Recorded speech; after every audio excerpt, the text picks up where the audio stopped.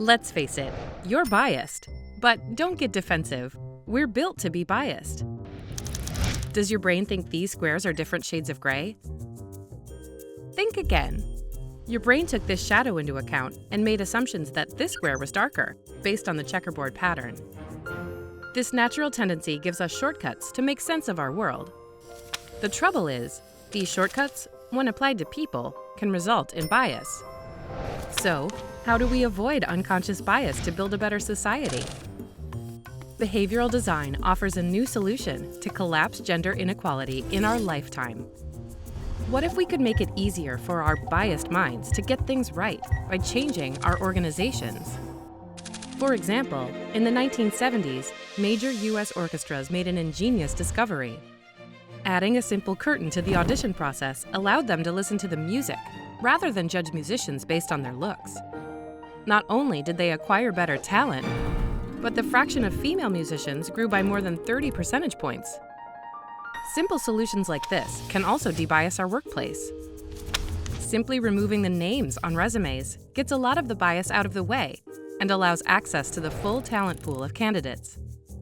And here's some low-hanging fruit. Research has shown comparing candidates to each other, rather than the imaginary stereotypical applicant, calibrates our minds to the best, rather than those who we think look the part. Behavioral designs like these have doubled the fraction of women on the boards of the UK's largest companies in a very short amount of time. Seeing women in leadership, whether in business or politics, changes what people think is possible for their daughters and themselves. In 1993, India mandated 1/3 of seats be reserved for women to serve as elected leaders at the local level. This not only offered new insights into public policy, but also encouraged women to speak up in community meetings. And seeing women work made it more likely for girls in the community to stay in school, marry later, and delay having their first child. Kind of gives weight to the phrase, seeing is believing. Many organizations, including Harvard, have taken this to heart by hanging up more portraits of female role models. Here's what you can do today. Try changing who we look up to on our walls. So, yes, it's time to face it. We're biased, but we can design around it.